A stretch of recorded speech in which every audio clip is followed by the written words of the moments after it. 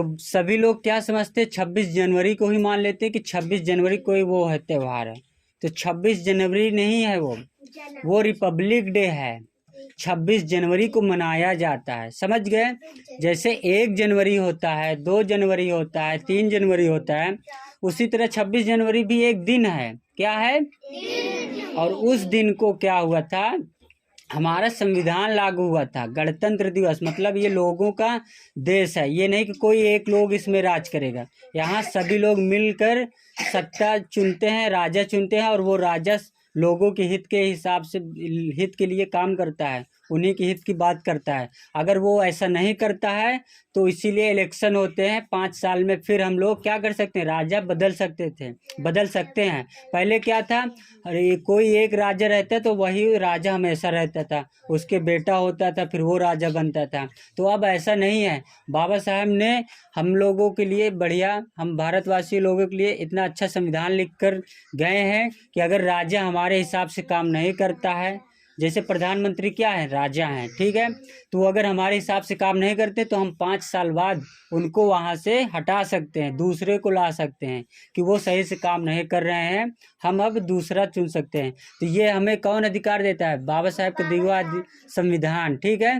तो उसी संविधान, जब हमारा देश आज़ाद हुआ तब 15 अगस्त 1947 को, कब आज़ाद हुआ था? हाँ, तो फिर 3 साल के अंदर बाबा साहब ने संविधान तैयार किया। मतलब संविधान बनने में 2 साल 11 महीने 18 दिन लगे थे। तो 3 साल समझो, 47 में 3 साल जोड़ोगे तो 50 आ जाएगा। 1947 में आज़ाद हुआ था और 1950 में संविधान हमारा लागू हुआ था, ठीक है। 26 नवंबर को संविधान दिवस मनाया जाता है।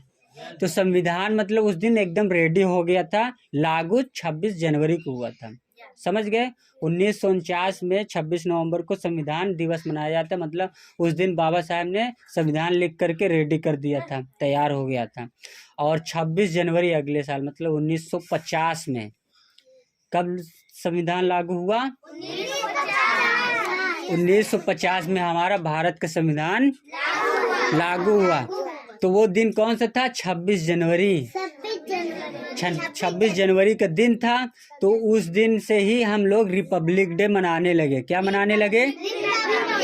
मतलब लोगों का दिन, जो ये जनतंत्र है, लोकतंत्र है ना लोगों का, अब ये किसी एक का नहीं है, सभी इसका है। और यहाँ सभी को बोलने का, सुनने का, चलने का, हर जगह जाने का अधिकार है, समझ गए। कोई किसी के ऊपर दबाव नहीं डाल सकता। अगर कोई किसी को सताता है तो बाबा साहब ने हमें हक अधिकार दिया है कि वो पुलिस के पास जाए और अपनी कंप्लेन लिखाए, तो पुलिस उसको कंट्रोल करेगी जो ज़्यादा आगे बढ़ता है या कोई शैतानी करता है ना। जैसे क्लास में क्या होता है, कोई शैतानी करता है तो उसको कौन कंट्रोल करता है? टीचर या मॉनिटर होगा तो मॉनिटर। इसी तरह हमारा संविधान इतना, पूरा भारत में लोग हैं, पूरे भारत में, तो ऐसे तो बहुत हंगामा होगा।